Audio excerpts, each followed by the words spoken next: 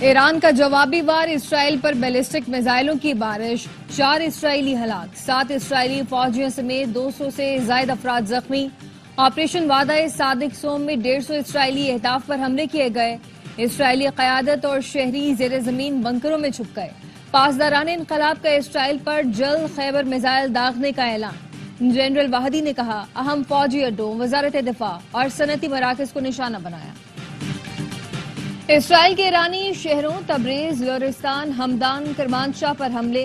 اسد آباد میں میزائل اڈے پر حملے میں 2 افراد شہید۔ اسرائیلی بمباری سے تباہ عمارت میں 60 افراد شہید۔ ایران نے مزید 2 جنرلز کی شہادت کی تصدیق کر دی۔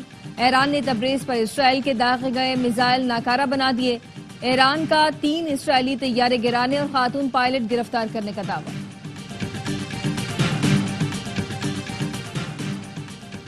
اور اسرائیلی جارحیت، بھارتی سرکاری میڈیا دوردرشن کی فیک رپورٹنگ، اسرائیل کی تعریفیں، بھارتی چینل کی ایران پہ اسرائیلی حملے کی جھوٹی ویڈیو نشر کر کے دنیا کو گمراہ کرنے کی کوشش۔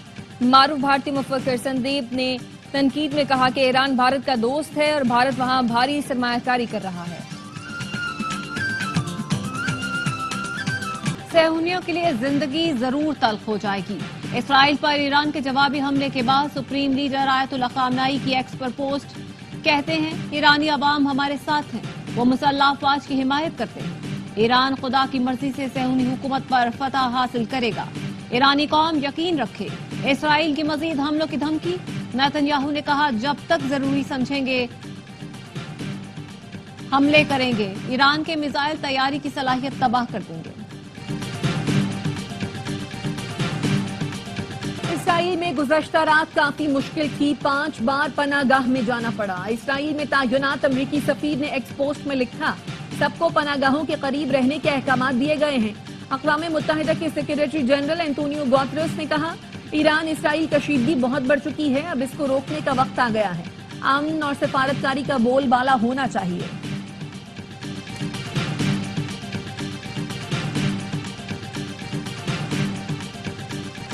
مسلم دنیا متحد نہ ہوئی تو سب کی باری آئے گی۔ وزیر دفاع خواجہ آصف کا مسلم ملکوں کو اسرائیل سے تعلقات منقطع کرنے کا مشورہ، کہا اسرائیل کے ہاتھ فلسطینیوں کے خون سے رنگے ہوئے ہیں، ایسے ہاتھ کو جھٹک دینا چاہیے۔ وزیر دفاع نے قومی اسمبلی میں اظہار خیال کرتے ہوئے کہا، ایرانی ہمارے بھائی ہیں، ان سے مکمل یکجہتی کا اظہار کرتے ہیں، ان کے مفادات کا تحفظ کریں گے۔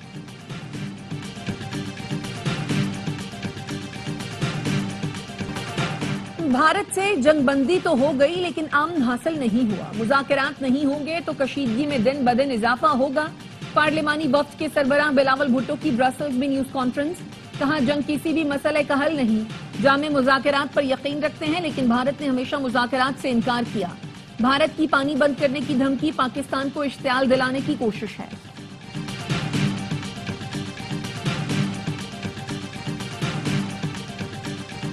اسرائیل نے ایران پر حملہ کر کے کھلی جارحیت کی۔ اسرائیلی حملہ عالمی قوانین اور اقوام متحدہ چارٹر کی خلاف ورزی ہے۔ اقوام متحدہ میں پاکستانی مندوب کا سلامتی کونسل میں خطاب، کہا اسرائیل نے حملہ کر کے خطے کو بڑی جنگ کے خطرے سے دوچار کر دیا۔ پاکستان خطے میں امن و استحکام کا خواہاں ہے۔ اسرائیلی جارحانہ اقدام سے خطے کے امن کو نقصان پہنچانے کی اجازت نہیں ہونی چاہیے۔ سلامتی کونسل اسرائیل کو بے لگام نہ چھوڑے۔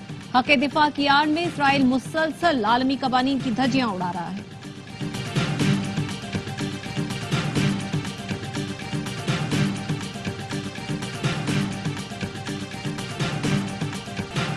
مشرق وسطی کی بدلتی صورتحال پر عالمی رہنماؤں کو تشویش، روس کے صدر ولادیمیر پوٹن کا ایران اور اسرائیلی قیادت سے رابطہ۔ روسی صدر نے کہا ایٹمی پروگرام سے متعلق مسائل کو سفارتکاری سے حل کیا جانا چاہیے۔ ایرانی صدر نے کہا ہم ہمیشہ ایٹمی ہتھیاروں کے مخالف رہے ہیں، بین الاقوامی اداروں کو یقین دہانیاں دینے کو تیار ہیں۔ سعودی ولی عہد اور امریکی صدر ڈونلڈ ٹرمپ کا رابطہ، کشیدگی میں کمی اور تنازعات کا حل سفارتی ذرائع سے تلاش کرنے پر زور۔ سعودی ولی عہد کا فرانسیسی صدر اطالوی وزیر اعظم سے بھی رابطہ۔ ایران اسرائیل جنگ کو روکنے کے لیے تمام تر کوششیں بروئے کار لانے پر اتفاق۔ امریکی صدر اور اسرائیلی وزیر اعظم کا ٹیلی فونک رابطہ۔ وائٹ ہاؤس کے مطابق موجودہ صورتحال پر تبادلہ خیال کیا گیا۔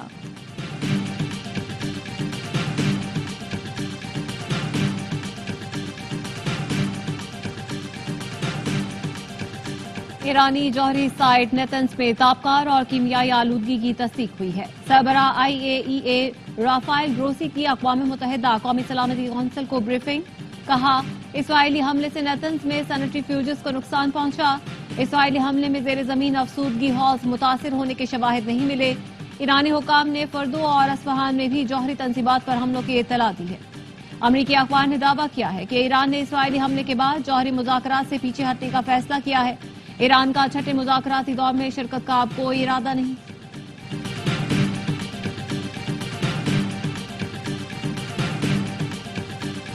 جنوبی افریقہ ٹیسٹ کرکٹ کا نیا چیمپئن بن گیا۔ لارڈز کے تاریخی میدان پر پروٹیئرز نے تاریخ بنا دی۔ دفاعی چیمپئن آسٹریلیا کو 5 وکٹوں سے ہرا دیا۔ ایڈن مرکرم میچ کے ہیرو قرار۔ اوپنر نے 136 رنز کی شاندار اننگ کھیل کر آسٹریلوی بالرز کا ہر بانا کام بنایا۔ کپتان بابو ماٹ 66 رنز کے ساتھ نمایاں رہے۔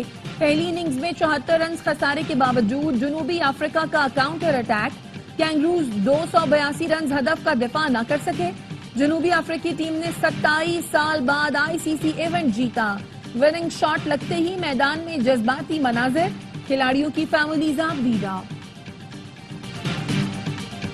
سندھ کو اپنی کالونی نہیں سمجھو، پروجیکٹ صوبے کو ٹرانسفر کرو۔ پورے پاکستان نے موٹر وے بنا دیا، سکھر موٹر وے پر آ کر پیسے ختم ہو جاتے ہیں۔ وفاق نے ہمارے ساتھ زیادتی کی، پبلک ورکر ڈپارٹمنٹ کو ختم کر دیا۔ وزیر اعلیٰ سندھ کہتے ہیں وفاق نے سندھ کو پروجیکٹ واپس نہ کیے تو بجٹ پر ووٹ نہیں ملے گا۔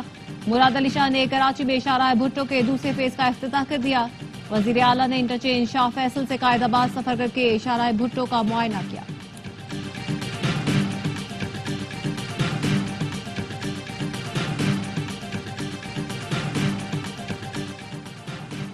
کراچی حیدرآباد سکھر موٹر وے 2 سال میں مکمل کرنا چاہتے ہیں۔ ناردرن بائی پاس کو بھی 8 لین کی موٹر وے میں تبدیل کیا جائے گا۔ وزیر مواصلات علیم خان کہتے ہیں کراچی کی عوام کو لیاری ایکسپریس وے دوبارہ خوبصورت بنا کر تحفہ دیں گے۔ تعلیم کے لیے بجٹ میں 18% اضافہ، صحت کے لیے 11% اضافہ کیا گیا۔ 1 ارب روپے کا ترقیاتی بجٹ رکھا گیا۔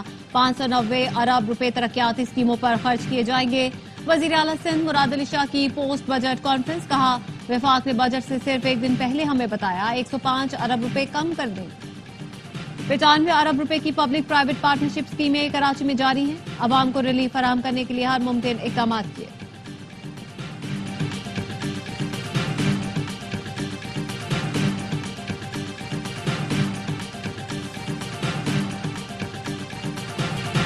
وفاق کی جانب سے ٹیکس کم جمع کرنے سے ہمیں 90 ارب روپے کم ملے۔ وفاق نے 2 سال سے ہمارے اخراجات 66 ارب روپے رکھے ہوئے ہیں۔ اس سال ہمارے اخراجات 120 ارب روپے ہیں۔ ہم نے 120 ارب مانگے، وفاق نے 80 ارب دیے۔ مشیر خزانہ خیبر پختونخوا مزمل اسلم کی پوسٹ بجٹ کانفرنس، کہا حکومت نے ترقیاتی بجٹ 153 ارب روپے تک بڑھا دیا۔ قرض صرف میگا پروجیکٹ کے لیے ہی لیا جائے گا۔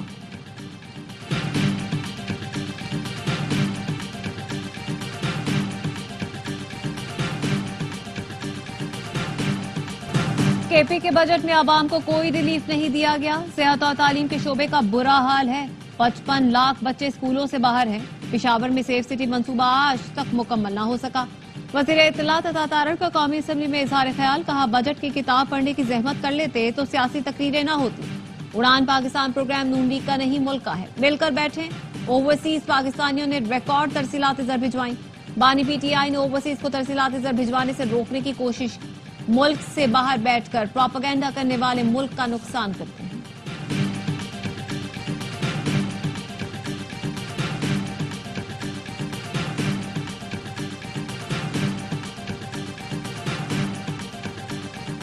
بلوچستان کا بجٹ 17 جون کو پیش کیا جائے گا۔ ذرائع کا کہنا ہے بجٹ کا کل حجم 1055 ارب روپے سے زائد ہوگا۔ ترجمان بلوچستان حکومت شاہد رند کہتے ہیں بجٹ کی تیاری میں اپوزیشن سے مشاورت جاری ہے۔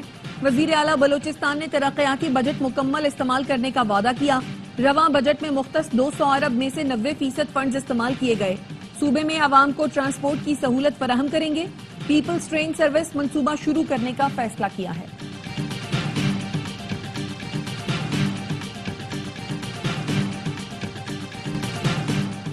PTI نے فاٹا اور پاٹا پر سیلز ٹیکس لگانے کی مخالفت کر دی۔ اسد کیسے کہتے ہیں وہاں کون سے ترقیاتی کام ہوئے ہیں جو 10% ٹیکس لگایا جا رہا ہے۔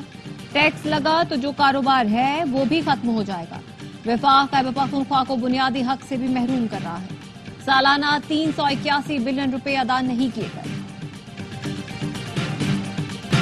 ایم کیو ایم کو اتحادی ہونے کے باوجود حکومت سے اختلافات ہیں۔ بجلی، تیل اور گیس کی قیمتوں کو کم ہونا چاہیے۔ فاروق ستار کا قومی اسمبلی میں اظہار خیال، کہا میثاق معیشت کی بات کی جاتی تھی، اس سال وہ کہاں چلا گیا۔ حکومت نے بجٹ میں کارپوریٹ سیکٹر کو ریلیف دیا، ریئل اسٹیٹ سیکٹر کو رعایت دی، این ایف سی پر کوئی بات نہیں کی گئی۔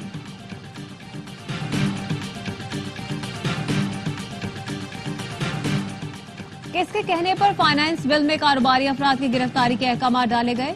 پاکستان بزنس فورم نے وزیر اعظم شہباز شریف کو خط لکھ دیا۔ فائنانس بل کے سیکشن 14A(C), 37B، 37AA اور 14AD پر نظر ثانی کا مطالبہ۔ صدر بزنس فورم خواجہ محبوب نے کہا، اس طرح کی رجعت پسند اقدامات کاروباری برادری کے لیے مناسب نہیں۔ فائنانس بل کے سیکشن 37AA نے کاروباری افراد کو ہلا کر رکھ دیا ہے، اسے فی الفور واپس لیا جائے۔ کاروباری برادری ملک کے لیے ہر ٹیکس دے گی لیکن اپنی توہین برداشت نہیں کرے گی۔ معاشی think tank economic policy and business development نے ایف بی آر کو گرفتاری کا اختیار دینے کا قانون مسترد کر دیا۔ تھنک ٹینک کا کہنا ہے ایف بی آر افسران کو لامحدود اختیار دے دیا گیا ہے، کاروباری برادری کے بنیادی حقوق پر حملہ کیا جا رہا ہے۔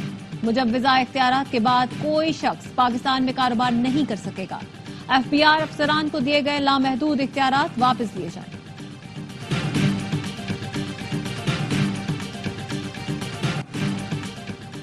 افغان ٹرانزٹ ٹریڈ کا دوسرا جہاز گوادر پورٹ پر پہنچ گیا۔ جہاز 20,000 ٹن ڈی اے پی کھاد لے کر گوادر بندرگاہ پر لنگر انداز ہوا۔ وزیر بحری امور کا کہنا ہے جہاز کی آمد سے عالمی اعتماد میں اضافہ ہوا ہے۔ گوادر پورٹ اب خطے کے لیے ایک اہم تجارتی گیٹ وے بنتا جا رہا ہے۔ گوادر کے ذریعے افغانستان کی بین الاقوامی منڈیوں تک رسائی مزید بہتر ہوگی۔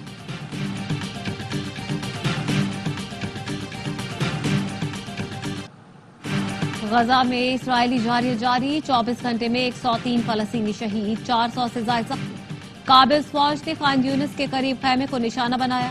غزہ کے وسطی اور جنوبی علاقوں میں بھی بمباری، رہائشی علاقوں، پناہ گزین کیمپوں اور اسپتالوں کو بھی نشانہ بنایا گیا۔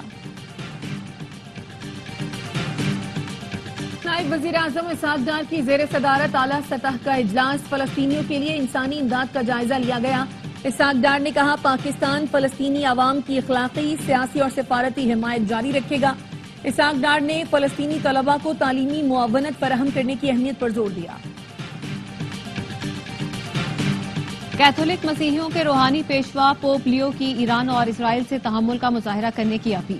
بیان میں کہا ایران اسرائیل جنگ سے حالات بہت خراب ہو چکے ہیں، تمام ملکوں کا فرض ہے پائیدار امن قائم کرنے کے لیے مفاہمت کی رائے اختیار کریں، کسی کو بھی ایک دوسرے کے وجود کے خلاف کام کرنا نہیں چاہیے۔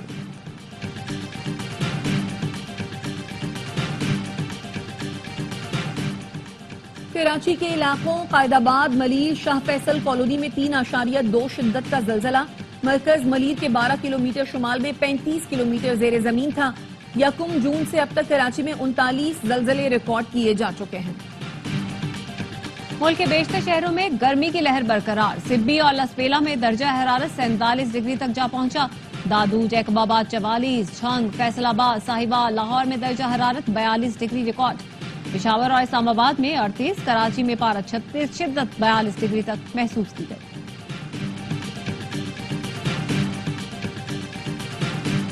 آئی سی سی ہال آف فیم کا اعزاز پانے والی سابق پاکستانی کرکٹر ثنا میر کی وطن واپسی۔ وفاقی وزیر شہزاد فاطمہ نے اسلام آباد ایئرپورٹ پر استقبال کیا، ملک کا نام روشن کرنے پر خراج تحسین پیش کیا۔ ثنا نے کہا خواتین کو بھرپور موقع دیا جائے تو بہت سی ثنا میر قوم کا سر فخر سے بلند کریں گی۔ عمر 40 سال لیکن پھرتی کمال کی، فاف ڈپلیسی کی کیچ نے دیکھنے والوں کو دنگ کر دیا۔ میجر لیگ کرکٹ میں جنوبی افریقی کھلاڑی نے بریسویل کا ایک ہاتھ سے شاندار کیچ لے کر سب کو حیران کر دیا۔